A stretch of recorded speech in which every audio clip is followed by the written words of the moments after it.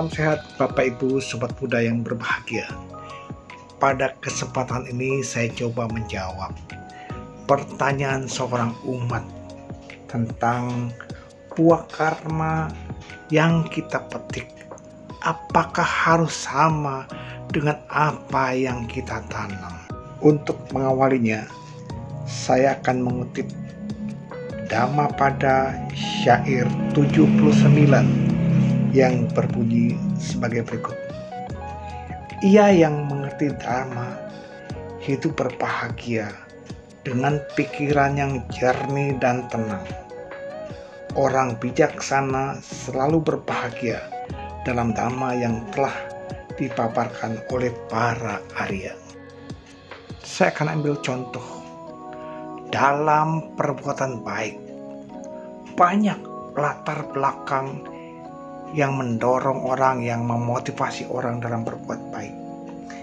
Bila dia berbuat baik hanya untuk mendapatkan piagam penghargaan, atau berbuat baik memang semata-mata untuk kesejahteraan orang lain, atau berbuat baik hanya untuk dilihat orang lain, misalnya dia berbuat baik untuk konten-konten saja, atau berbuat baik demi pasangan hidupnya, atau dengan kata lain demi pacarnya.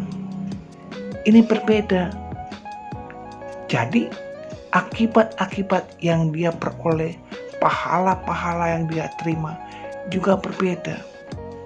Seperti contoh, ada orang bertanya dharma kepada seorang pembicara. Bila tujuannya untuk menjatuhkan narasumber, akan berbeda hasilnya bila dia bertanya memang demi mencapai sesuatu pengetahuan yang ingin didapatkan, atau ingin mendapatkan pencerahan yang akan diperoleh dari pertanyaan tersebut. Maka itu Bapak Ibu yang berbahagia, di sini banyak kondisi-kondisi yang membedakan buah karma atau akibat-akibat karma. Maka itu kita dalam hal berbuat baik, tentu saja doronglah, motivasi karena diri, berbuat baik demi kebahagiaan makhluk lain, juga untuk kebahagiaan diri sendiri. Jangan dibalik, demi kebahagiaan saya tetapi merugikan orang lain. Ini adalah perbuatan baik yang memberikan akibat, memberikan pahala yang kecil manfaatnya. Demikian juga dengan kita memberi bertanah kepada orang-orang yang benar-benar membutuhkan dan tepat waktunya, akan lebih besar manfaatnya daripada orang yang tidak tepat, orang yang bersusila baik. Inilah yang memberikan hasil yang terbaik. Oleh karena itu Bapak Ibu yang berbahagia, apabila kita ingin berdana, ingin memberikan sesuatu kepada orang lain, bukan karena semata-mata kita ingin dihargai, bukan karena terdorong supaya kita dipuji, bukan. Tetapi berdana adalah semata-mata untuk mengurangi kekotoran batin yang kita miliki, mengikis keserakahan, tidak yang lain. Bukan karena supaya dipuji, bukan karena ingin mendapatkan imbalan, bukan karena ingin lahir di surga, tetapi kita berdana untuk melepaskan keserakahan yang kita miliki. Bapak Ibu Sobat Muda, menjadi Dharma Duta, menjadi penceramah agama Buddha juga bisa banyak alasan, punya latar belakang orang menjadi penceramah. Ada yang ingin menyampaikan paparan dharma yang dia miliki, ada yang ingin mendapatkan materi, ada yang ingin mendapatkan ketenaran, keterkenalan, ada banyak ragamnya.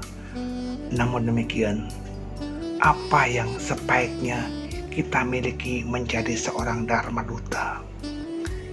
Tidak lain tidak bukan adalah untuk memberikan pencerahan kepada orang lain, menyampaikan Dharma yang Sang Buddha sampaikan, mengajarkan kebenaran.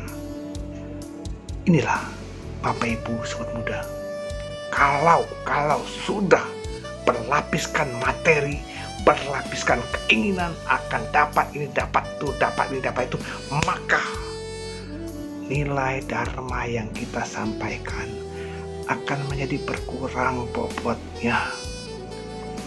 Maka itu Bapak Ibu yang berbahagia, cobalah kita lihat kembali apa sebenarnya yang melatar belakangi kita untuk menyampaikan Dharma, untuk membabarkan Dharma. Ini kita setting kembali agar perbuatan baik kita menjadi lebih bermutu. Cobalah kita lihat kembali Dhammapada 80. Petugas irigasi mengatur aliran air, pembuat panah meluruskan anak panah, tukang kayu membentuk dan membengkokkan kayu, orang bijaksana menjinakkan dan mengendalikan pikirannya sendiri. Demikian pula para penceramah Buddha Dharma Duta semata-mata bertujuan untuk menjinakkan pikiran, mengendalikan pikirannya, lalu mengajarkan kepada umat apa yang telah dia kendalikan, apa yang telah dia jinakkan. Inilah babaran Dharma yang disampaikan adalah untuk membahagiakan umat, membantu umat untuk memecahkan problem-problem kehidupan, bukan memberatkan umat, bukan menjadi beban umat. Bapak Ibu Sobat Muda yang berbahagia, marilah kita bantu umat Buddha memperoleh pencerahan. Apa tujuannya ke wihara, bagaimana cara berdoa yang tepat, bagaimana cara melaksanakan meditasi yang tepat, bagaimana cara mengamalkan sila, dana, dan kebaikan lainnya, agar mereka terpimpin dalam batinnya untuk berbuat baik, tercerahkan. Kita berusaha agar orang-orang memperoleh pencerahan. Jangan sampai umat yang kita paparkan Dharma mencapai kesucian, kita malah terlibat dalam keserakahan, berebut tahta, berebut kekuasaan, jadi pengurus, jadi pemimpin. Bahaya. Seorang petugas Dharma, seorang pembicara, seorang pengurus wihara adalah untuk membantu umat mengerti Dharma, memperoleh pencerahan, bukan nambah beban. Inilah yang wajib kita tekankan kepada diri kita. Saya membabarkan Dharma untuk memperoleh kemajuan batin saya, dan saya bukan untuk membebani umat. Jangan sampai saya datang, di Wijaya datang ceramah, minta dijemput, angpaunya harus sekian. Ini apa? Beban buat umat. Bapak Ibu Sobat Muda, pernahkah kita terpikir kalau umat datang ke wihara, jauh ada yang dari pelosok. Saya pernah ke sebuah wihara, umatnya harus numpang mobil-mobil pasir. Saya menangis dalam batin saya. Lalu ketika saya menerima angpau, amisa, dana dari mereka, saya bertanya dalam diri saya, mereka membagikan dana kepada para pandita, kepada Dharma Duta begitu besar, sementara mereka belum punya apa-apa. Bayangkan, di sini tugas kita memberikan pencerahan. Saya hadir ke wihara bukan sekedar untuk memenuhi waktu 30 menit, 45 menit untuk umat. Bukan. Tetapi kita harus bongkar tradisi itu. Saya membabarkan Dharma dengan topik ini, dengan tema ini, semata-mata agar umat mengerti untuk apa kita hidup dalam Dharma ini. Untuk mengatasi problem-problem kehidupan. Semoga apa yang kita sampaikan walaupun cuma 30 menit bisa membawa umat mencapai pencerahan. Satu titik dia mencapai kesucian. Memang butuh waktu. Oleh karena itu para Dharma Duta, para penceramah, belajar. Demi apa? Demi meningkatkan kualitas, demi meningkatkan mutu. Buku agama banyak, Buddha Dharma luas, Buddha Dharma banyak yang kita bisa pelajari. Ingat, hampir 2 tahun umat tidak mengikuti kebaktian, umat tidak mendapatkan bimbingan Dharma. Alangkah menyesalnya umat ketika hadir, ketika kebaktian, ketika mendengarkan Dharma di sana yang disampaikan para pandita, para Dharma Duta, isinya itu lagi. Oleh karena itu, seorang penceramah Dharma, seorang Dharma Duta harus berani belajar, tingkatkan mutu. Ada kursus, ada kuliah, ada Zoom meeting, ikuti. Tidak ada alasan, Pak, Bu, Romo, Ramani, saya kan gaptek, tidak bisa buka Zoom meeting. Belajar. Inilah Bapak Ibu, Sobat Muda, mungkin ada Romo Ramani atau para suhu, para bante. Saya berterima kasih sudah banyak bimbingan Dharma yang para pandita, para biku Dharma Duta, para suhu yang memberikan Dharma. Akhirnya kita belajar. Oh seperti itu. Dengan Zoom meeting kita bisa melihat umat yang hadir sampai ratusan, sampai nggak muat kapasitasnya. Oleh karena itu, paparan Dharma yang kita sampaikan harus lebih bermutu, harus lebih menggigit. Bukan sekedar baca hafalan, bukan. Tetapi aplikasi kepada mereka. Untuk apa saya belajar Dharma? Saya mendengarkan dana, lalu tak tergerak untuk berdana, percuma. Ketika kita mendengar khotbah tentang dana, kita harus tergetar. Saya harus berdana. Bahkan untuk segelas air yang saya minum pun saya harus menyempatkan diri untuk berdana.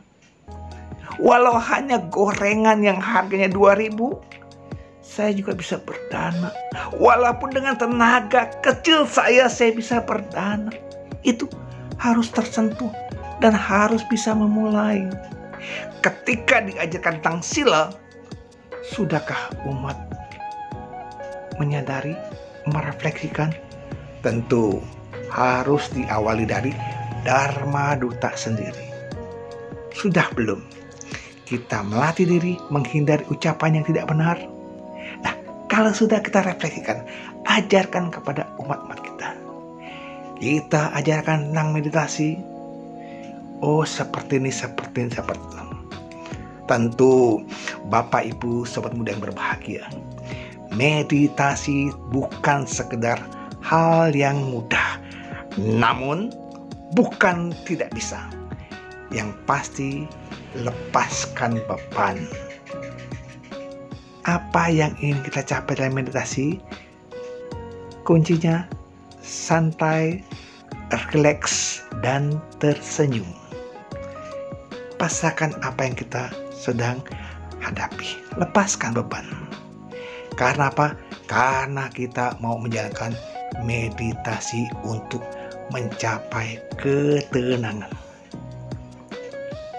Bapak, apakah kita sebagai umat awam tidak bisa munculnya kejahatan? Pasti. Kita dalam pikiran siapapun, para pandita, para dharma duta, para biku, masih punya pikiran yang bisa muncul lenyap tenggelam. Oleh karena itu, kita harus berusaha mengendalikannya.